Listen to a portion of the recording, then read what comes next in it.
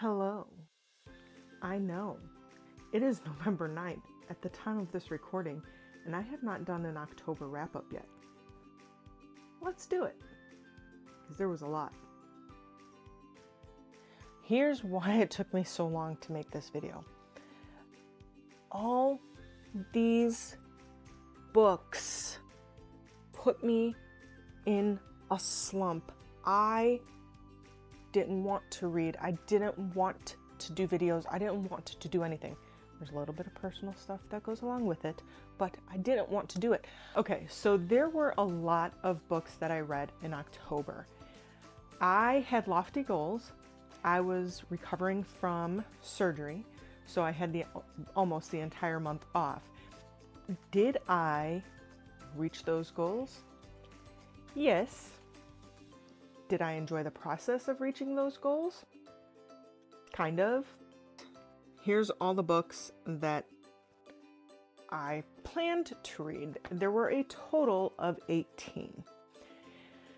Of those 18, 5 of them did not get touched. What Comes Next by John Katzenbach.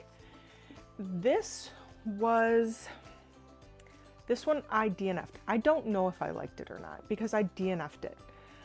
I spent 2 days and I got 106 pages in, and the idea of this book,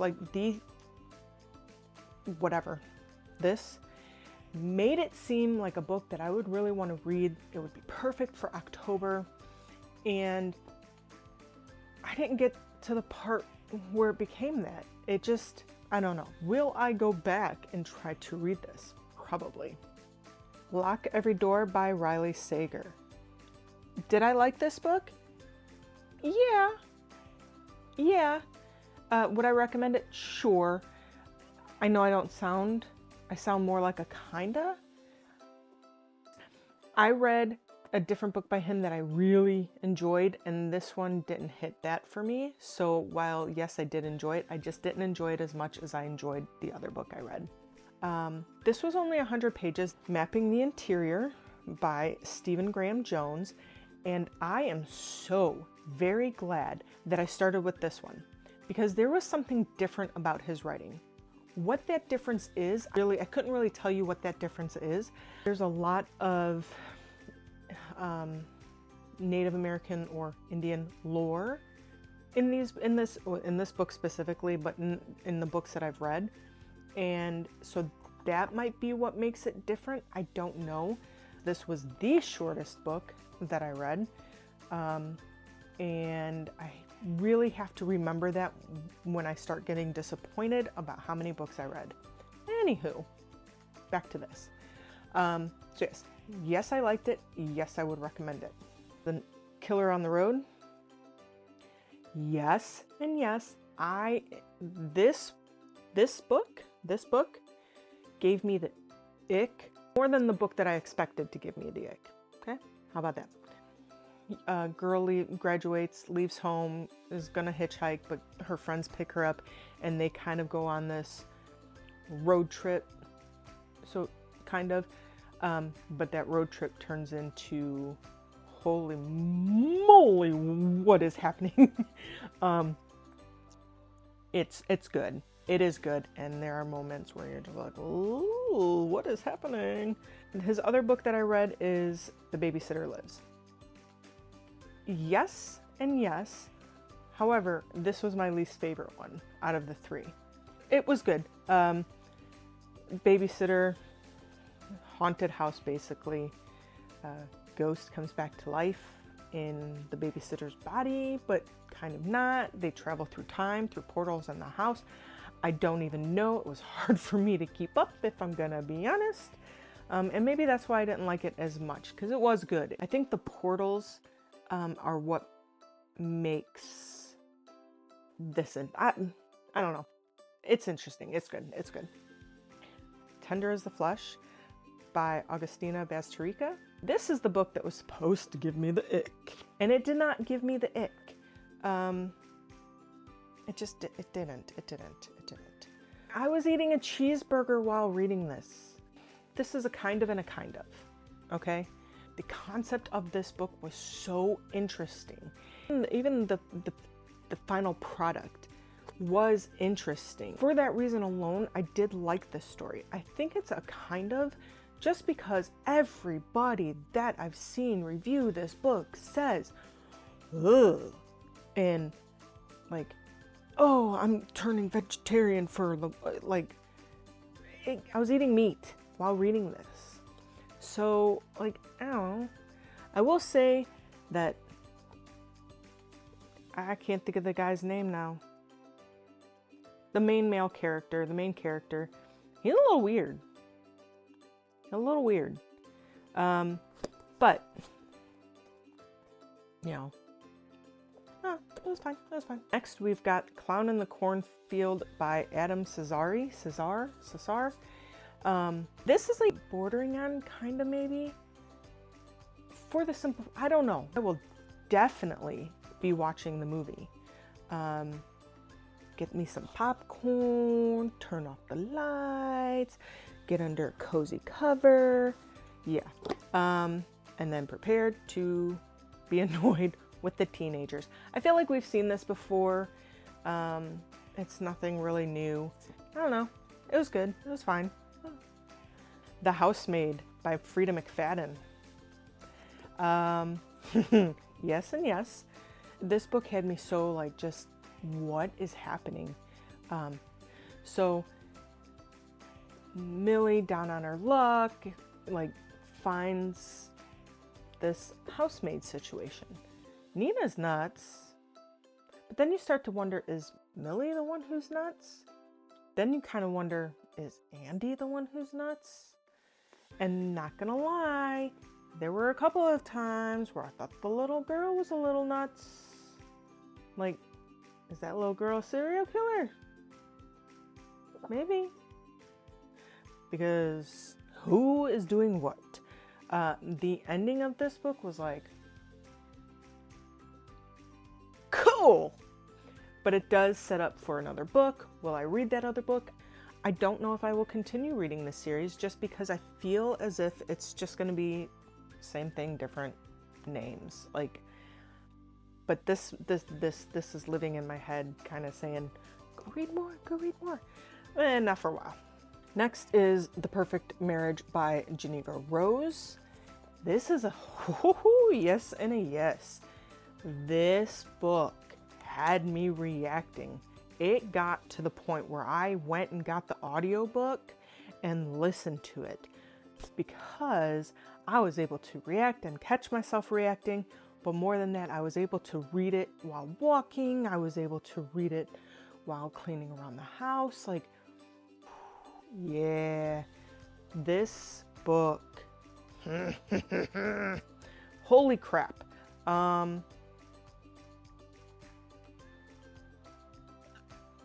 Mother-in-law's nuts. I want to punch her in the face. When a book makes you want to reach through and just strangle or slap somebody, I feel like that's a good book. And this was that so many times. I couldn't tell if it was the deputy sheriff, the or whatever they are, the police, if it was the writer himself, if it was the wife, if it was the girlfriend. Like, yeah, I didn't know who it was. And then the end, you're like, damn. Like, the whole time you're just like, what? And then you're like, oh, wow. I hope the author's husband never fools around on her, because holy crap. And then I followed that up with The Perfect Divorce. Went right into it. Yes and yes. However, personally, I did not feel it was as good as The Perfect Marriage. Just gonna put that out there. You still kind of like, it can't be as obvious as it seems. Like, there's no way it's this, right? And then you start to think, okay, no, it's this. It's, you know, then you're like, no, again, like, how does she do it? How? Play Nice by Rachel Harrison. This was a yes and a yes.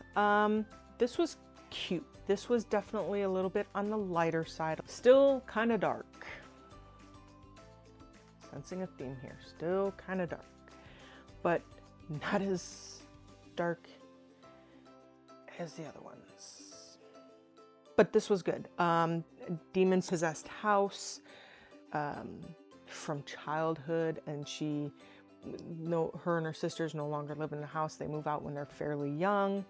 And then the mom dies and leaves it to them, and the youngest takes over the house and tries to fix it up, and they come to realize that their mother wasn't crazy. The house was possessed. So I don't really know what else to say. If you're looking for a fun, cute little read that's still a little spooky, this is the read for you. I Am Not Your Perfect Mexican Daughter by Erica Sanchez. And this is a yes and a yes. This is no spookiness. A little, like the subject matter is a little deep and kind of dark. But this gives you an insight into a Mexican household and their culture. It shows the young woman processing the grief of losing her sister, but it also shows a little bit into the way the mom processed that grief, and then even the dad and the friend. I don't know, it really was a good book. I enjoyed it quite a bit. A sad book. It was still kind of dark, but definitely not in the way that these books were. These books kind of ruined me for a while. Just gonna put that out there. You shouldn't have come here. I figured she didn't do me wrong with The Perfect Marriage or The Perfect Divorce, so let's continue with her. And this one didn't disappoint either. This one was, out of the three, this one was my least favorite, but it was still good.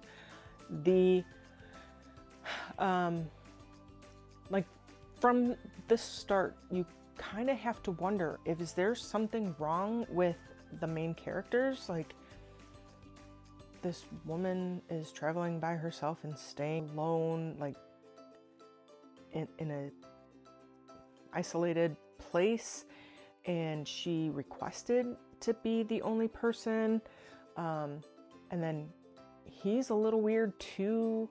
The fact that, I get you meet somebody and there's sparks and you're like instant attraction. I get that does exist.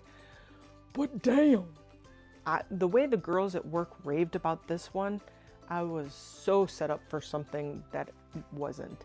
Didn't come until 40% left of the book. Weirdness was there, but the whole was the last maybe 25-30% of the book. But there was a lot of weirdness. All right. And then I ended the month with a last-minute arc. An author who I had read an arc for previously put out that she needed more arc readers for her second book, and I was like, me, because I enjoyed the first book so much. And that book is A Matter of Taste by Skyla Grey. This is book 2 in the Valentine series, or Valentine Society series. And this is a yes and a yes. It is a good book. I love the idea of the Valentine Society. It is interesting. It's intriguing. There is something there. And I really enjoyed that. Both books, this one was no different than the first in terms of there's something in the middle that's just missing. Valentine becomes a Valentine, and the vampire, they start living together because that's part of being a Valentine. And then all of a sudden, there's a couple, there's little things there. You get to see their life together just a little bit, but it's they go from being terrified to being in love. And I just, But aside from that, the story itself was good. Cloud, he kind of annoyed me a little bit. He was very eccentric, but I did enjoy this book. And it came out on Halloween, so I, of course, wanted to jump in and read it, and I'm glad I did, and I think you guys should go and read it too.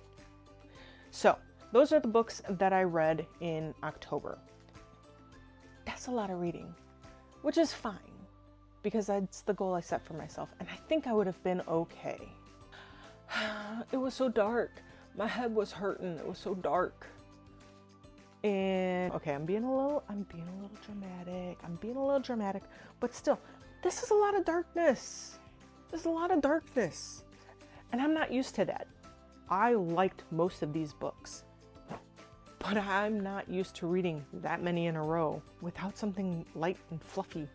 That is my October wrap-up. I hope you enjoyed it. If you have read any of these books, I'd love to know what you thought of them as well. Do you agree? Do you disagree with what I said? And yeah, so leave comments, let me know. Don't forget to like, don't forget to subscribe, all that good stuff. Also, you can follow me on Instagram and TikTok. I'll put it here. And that's it. Until next time, guys, stay safe, enjoy a good book, and I will see you in the next one. Toodaloo! Bye!